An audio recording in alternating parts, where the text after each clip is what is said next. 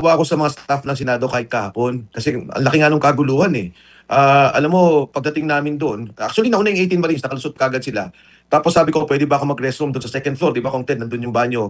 Pag-akyat namin wala, okey naman. Tapos Mhm. sabi bigla, "Oh, teka lang, huwag kayong pumasok, iki-clear namin." Parang sabi ko, "Hindi, andiyan lang yung restroom, 5 meters away." Hmm. Anyway, biglang nagkagulo, nakita ko nung bumababa, nagkaroon ng harangan, so, naaawa ako sa Sergeant at Arms ng Senado, naaawa ako sa mga staff ng Senado, dahil talagang nasa gitna sila ng kaguluhan.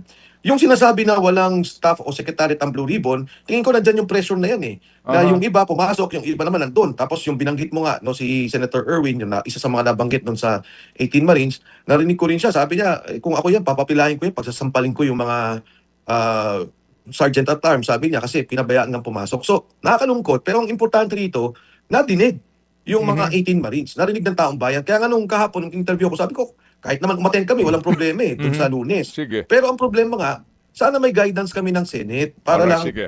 Oo. malinaw. Mga kapatid, Yung imbitasyon ni Senador Erwin Tulfo para sa kanila on Monday's hearing, may impormasyon ka ba kung sila sisipot? Alam mo kung Ted, hindi naman natatakot yung 18 Marines na sumipot. Ang tingin ko, ang question lang dito, ano ba talaga itong Blue Ribbon Committee? Ngayon, ako personal, binanggit to ni Attorney Baligot, sabi nga, teka lang, kailangan i-question yung, ito'y internal ng Senado, at batay sa kanyang pananaw at sa aking pananaw, malinaw yung ating saligang batas na ang majority makukuha lang nila kung meron silang 13.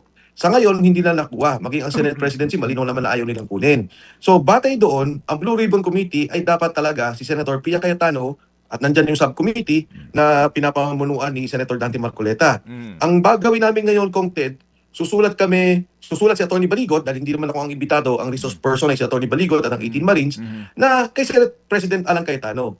May imbitasyon, ano ang gagawin po namin dito, at bigyan nyo kami ng guidance bilang siya ang Senate President ng ating Senado.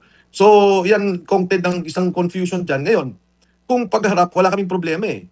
In fact, maganda nga, magharapan talaga, no? Kung talagang gusto nila, let's say, lahat, magkita-kita sila sa sa Senado, pupunta ang 18 Marines, at talagang kung gusto nilang tanungin. Kasi kung gusto nila talagang Okay. ilabas yung mga issue tungkol dito, Oo. willing humarap ang 18 Marines. Sige. So, kumbaga, ano, to dissect itong sagot mo, Sec Mike, nangangahulugan na mukhang hindi sisipot kasi you do not honor itong legitimacy ng Gatchalian acting Senate presidency. Parang ganun ang dating. Kasi nga, yon sa paliwanag mo. Mukhang hindi kayo sisipot.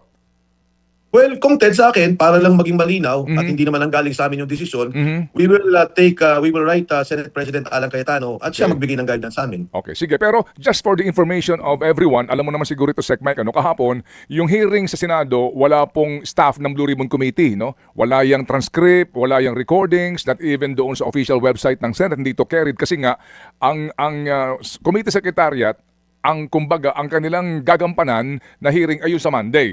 Yan ay palatandaan na yung sa Monday, ang official per record of the Senate, ito, impartial lang ito. Yes. Kasi Yes. kahapon, walang record yun, ano? Walang record yun kasi nga hindi siya considered official per Blue Ribbon Committee Secretariat. So yun ang sitwasyon natin ngayon. So kailan kayo magkakaalaman kung sisipot sila sa Monday? Importante rin kasi yan para sa lahat ng tao na nakaabang dito sa hearing na ito. Kasi nga, ironically, yung presiding officer sa Monday, isa nga sa mga nababanggit ng 18 Marines. Alam mo, Kong Ted, naawa ako sa mga staff ng Senado kahit kahapon kasi ang laki nga nung kaguluhan, eh.